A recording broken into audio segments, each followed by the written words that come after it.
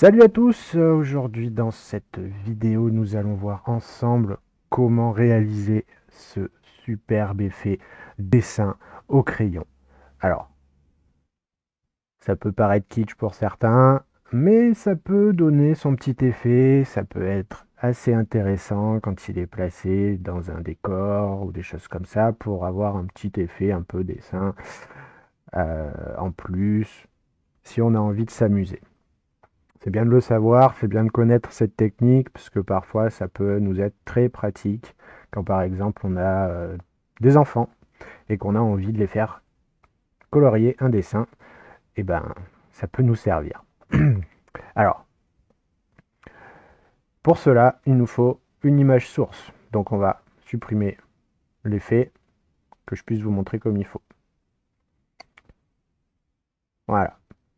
Donc on prend une image, peu importe, il faut une image qui soit un portrait, un paysage, on peut essayer sur tout et n'importe quoi, vous verrez, avec plus ou moins de facilité pour certaines.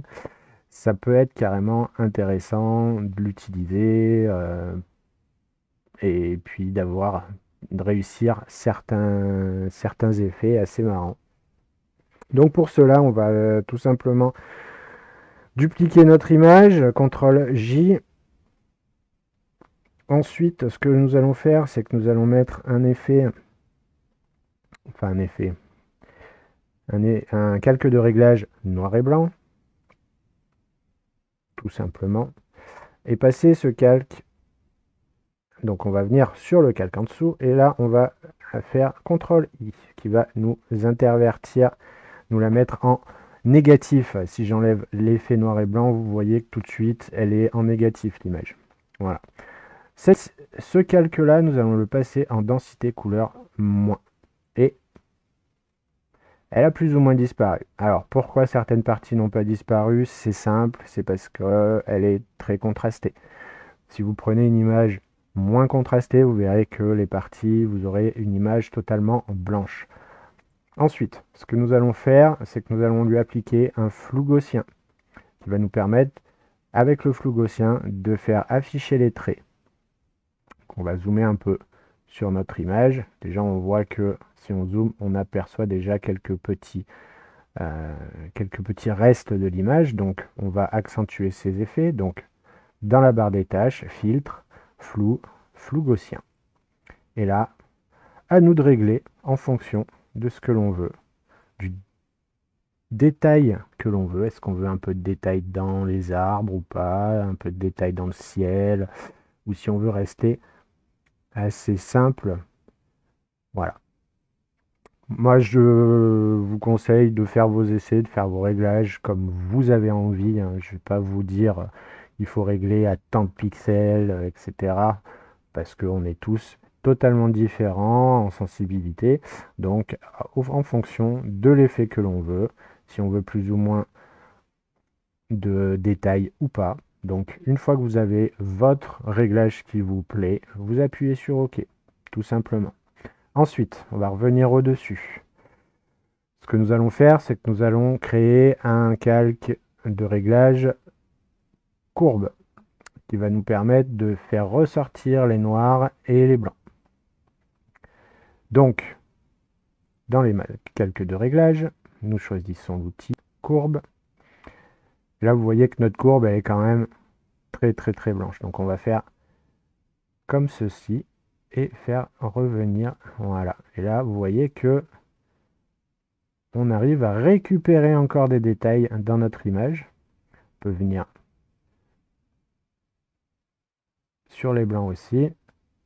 Voilà. Ouais, pas trop mal. Pour regarder avant, après. Donc ça nous donne vraiment une image de type crayonné en noir et blanc. Mais bon, la partie suivante va nous permettre de faire réapparaître un peu les couleurs pour lui donner un effet pastel, pour lui donner un effet un peu crayon de couleur. Pour cela, nous allons dupliquer notre photo qui est en arrière-plan avec un CTRL-J et nous allons la faire passer tout au-dessus. Là, vous me dites, ouais, c'est bien, mais on fait quoi maintenant? Eh bien, très simplement, nous lui mettons un masque de fusion que nous allons mettre en noir. Donc, plusieurs possibilités. Soit CTRL-I qui nous met le masque en noir, soit sinon, tout simplement avec un pot de peinture, et on vient sélectionner la couleur noire, et on met du noir. Ensuite, la partie qui là va être un petit peu plus délicate, parce que il va falloir être assez simple dans son travail pour pas en faire trop. Il va falloir choisir donc l'outil pinceau. Cet outil pinceau, alors on va chercher dans la galerie en faisant un clic droit ou directement en haut. On a plusieurs types de pinceaux. On a la rondinette, l'arrondi flou, l'ovale, etc., etc. Moi, je vous préconise plutôt un pinceau à sec, de genre crayon. Donc moi, j'ai pris un Fusain Ultimate, 25 pixels. Bon, ça, après, c'est des détails. Voilà. Donc, on sélectionne ce pinceau-là. Donc, vous voyez, il est tout petit. Moi, je vous conseille de le mettre en très gros. Voilà. C'est pas mal comme ça. Ensuite, dans la barre de réglage en haut, on va mettre le flux à 55%. C'est très bien. L'opacité, justement, on va la descendre à 40, 30, 40. C'est pas mal. Et maintenant, on va sélectionner la couleur blanche. On est toujours sur notre masque de fusion. Et nous allons venir peindre gentiment à certains endroits pour laisser réapparaître notre image et donner cet effet de crayon de couleur. Après, vous pourrez, si vous repassez plusieurs fois à certains endroits, accentuer cet effet